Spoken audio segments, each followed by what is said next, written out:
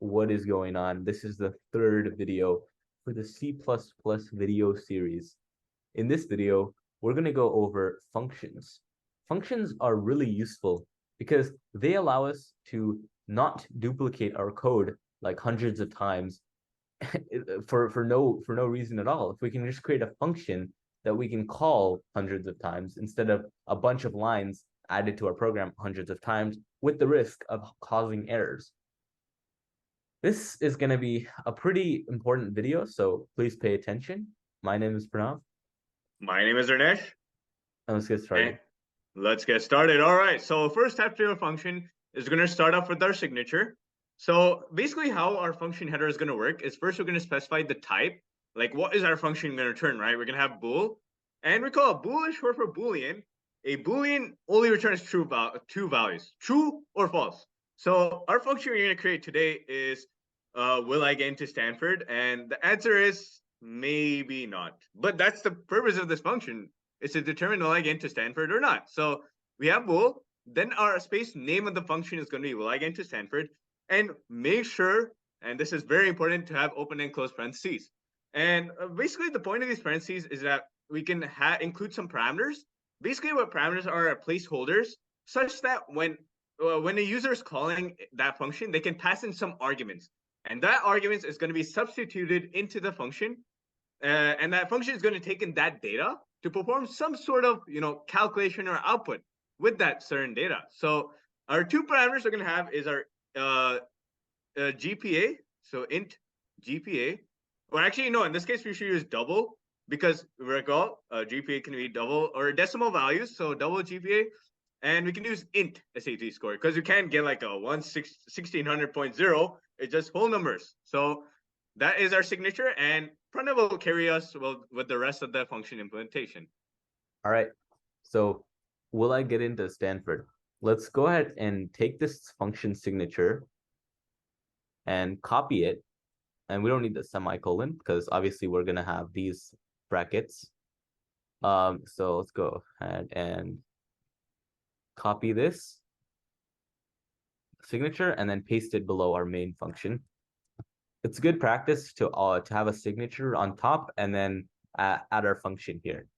There are instances where you don't need to, but obviously for good practice, adding our signature is something that I learned to do, and I think most people learn to do, just because it's also like really useful for the programmer to see the list of functions that exist on the top of our thing here, just like all on top here. And so it's just so much easier for the programmer to see, to know, okay, I need to use this function for my implementation, or I need to use this other function. It's just so much easier instead of having to scroll through it. So that's why adding a signature is better. Okay, will I get into Stanford? How do I determine if I'll get into Stanford or not? It's not that easy, obviously, to just use GPA and SAT scores. Like it's way more complex. But in our video here, let's just say that someone with above a 3.9 GPA and an SAT score above a 1550 will get into Stanford. If it was that easy, then we'd have more Stanford admits, but it's obviously not that easy. But we'll just say that we'll just go with that. So how do we start with this? I know we haven't talked about conditionals just yet, but this video series being just 10 videos long will not go into conditionals with a separate video. We'll actually just talk about it in this video itself. So in order to start with our implementation, we just say if, and then we said if our GPA, which is what the user is going to enter in as an argument to our function, right? When we call this function, will I get into Stanford, they're going to pass in a certain GPA and a certain SAT score. If they don't, then they're going to get an error because we don't have other implementations of the will I get into Stanford function. We only have one implementation. We can actually go ahead and have other implementations where people are just entering their SAT score or just their GPA, but we'll assume that Stanford has GPA and SAT score both as a requirement in our example here. I don't know if that's the case in real life. Is that the case, Arnesh, in real life? Probably not. Probably not. But we'll just say that it is. So if our GPA is greater than or equal to a 3.9, oops, 3.9. Oh, 3.0, if it were that easy. and should be 2 ampersands. Our SAT score is greater than or equal to 1550. I don't need these actually. I can just say return true, as in you got into Stanford. Else means this is not gonna be true. Return false. Super simple, super easy. Let's go ahead and implement this, and Arnesh will take you through that. All right, so let us start off with a condition. So if it is true, so actually, wait, let us do this. Let us say we're gonna pass in two values. All right, will I get into Stanford? And then let's say like 4.0, right? So we could just say will I get into Stanford? And then let's say, for example, 4.0, 1600. This is the dream that we need. And then let's say yeah, we could just simply do C out. Basically, what we call what C out is basically going to return. It's going to print out something to our screen, and in this case, the something would be true or false. So let's just run this for now, and see here that it's giving us a 1. So what we actually can do here is let's just create a variable and set it equal to will I get into Stanford, and that variable either hold one of two values, either true or false. So let's say bool amazing college equals will I get into Stanford? And we can just simply say no, we have to make sure that we set it equal to that.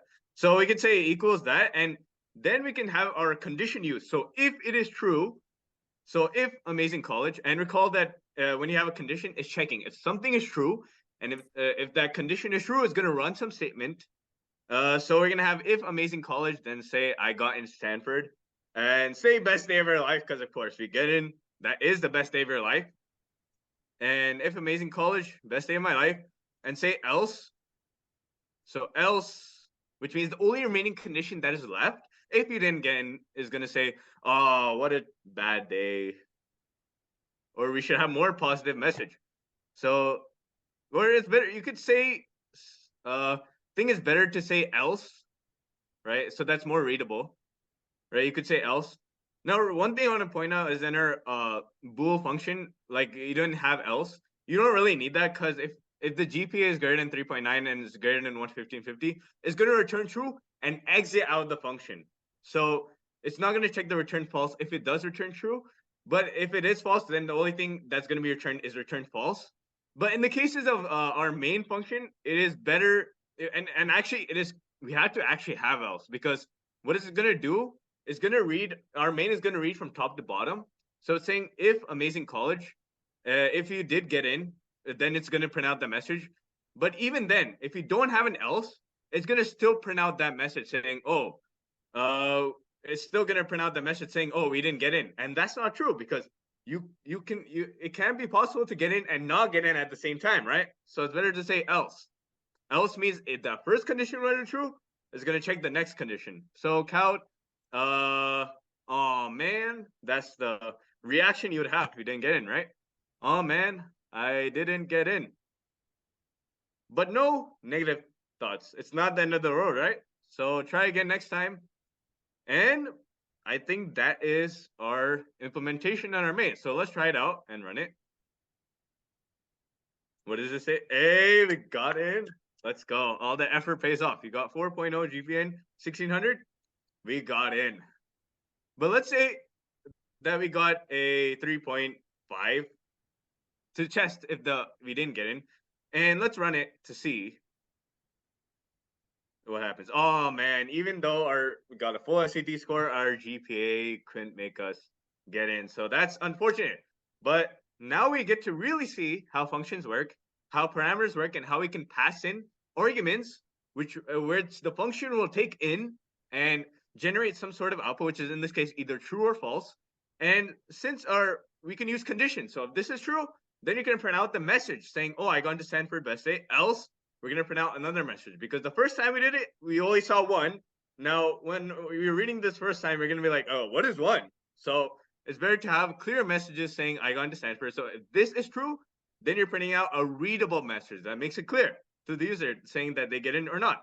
So basically, that's pretty much our implementation of our function. Now, Pranav, do you want to cover something else? That was a great explanation, Arnesh. And no, I do not have anything else to add. That concludes our video on functions in C++. There's obviously way more to talk about functions, like function templates and stuff like that, which we will not be doing in this video. We'll be doing that in a future video. But again, this series is not going to go like in detail with all of these with like various examples because there exists series that do that. This is kind of a quick 10 video series covering as many concepts as we can. I hope you found this video helpful, and I hope you continue watching our series. Bye.